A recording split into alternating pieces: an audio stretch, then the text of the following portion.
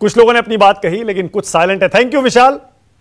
सुरेंद्र राजपूत बहुत मुस्कुरा रहे थे, लेकिन वहां देखिए जब मैं हरियाणा में गया पंजाब ये विशाल एंग्रीश के पास, सुरेंद्र राजपूत सुना आपने, ऐसा नहीं है कि दिल्ली में सारे वोट आपको पड़ रहे हैं।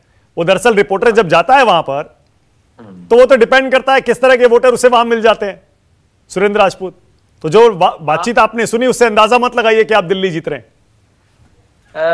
मैं ना मानक भाई दो बातें कह रहा हूं। हम अंबाला भी जीत रहे हैं जहां पे आपका विशाल गया था।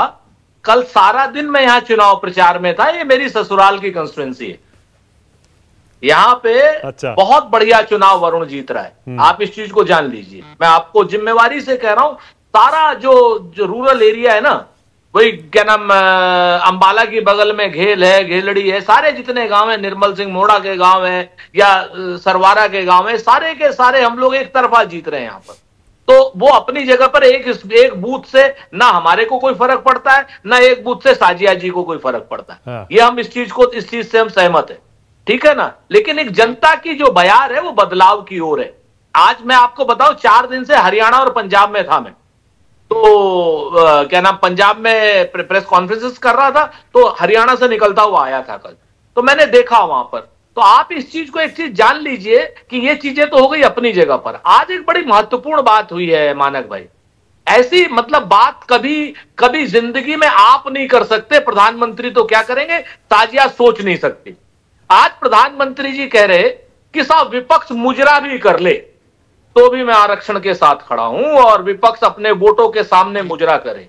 तो क्या मैं प्रधानमंत्री जी से पूछ सकता हूं कि प्रधानमंत्री जी आप जब से राजनीति में हो, या आपके पुरखे अटल बिहारी जी या लाल कृष्ण आडवाणी जी क्या अपने वोटरों के सामने मुजरा करते थे? क्या कौन सी भाषा है ये? आप अपनी बात कहो, आप हमको मुजरे वाला कह रहे हो। अब हम आपको मुजरे वाला या इससे भी कोई नीच शब्द कहें तो आपको अच्छा लगेगा? भाई चुनाव लड़ो, मुद्दों पे चुनाव लड़ो।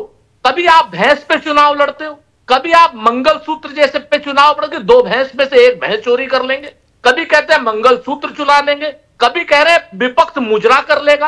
अरे भाई मुजरा आप करो, ताता थैया करो, पैर में बांधो घुंघरू चाहे सर पे बांधो घुंघरू। प्रधानमंत्री जी भाषा हमें बहुत आती है, लेकिन हम आपकी तरीके से गिरेंगे नहीं। मुद्दों आप शहजादा कहते हो हमको, हम मानते हैं हमारे यहां तो शहजादे। आप हो भिखारी की उसमें, आपने भीख मांग के खाया होगा, अपने माँ बाप से करो बात। हमने तो अपने बच्चों को शहजादों की तरीके से पाला। आप भी वही कर रहे हैं, आप भी वही कर रहे हैं। आप कह रहे हैं प्रधानमंत्री गलत कर रहे हैं, फिर आप भी वही कर रहे हैं। नहीं सुनो ना, मैं वही प्रधानमंत्री को जवाब नहीं देना है। बताओ, हमको शहजादा बार बार कहते, हम तो कहते हैं हाँ हम हैं शहजादे।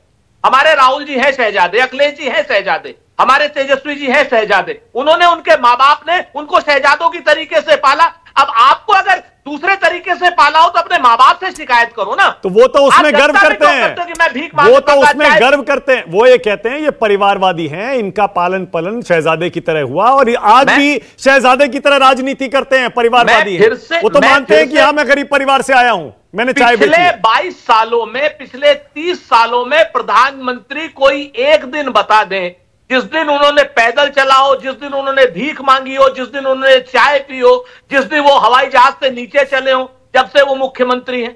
आप मुझे बताओ, 30 साल वो आला आदमी जो अडानी के जहाज से नीचे ही नहीं उतरता, 30 साल से वो आदमी अडानी के जहाज से नीचे नहीं उतर रहा है और अपने आप को भिखारी कहता है। आप बताइए कोई तरीका है? ऑलराइट, शाजिया जवाब देंगी।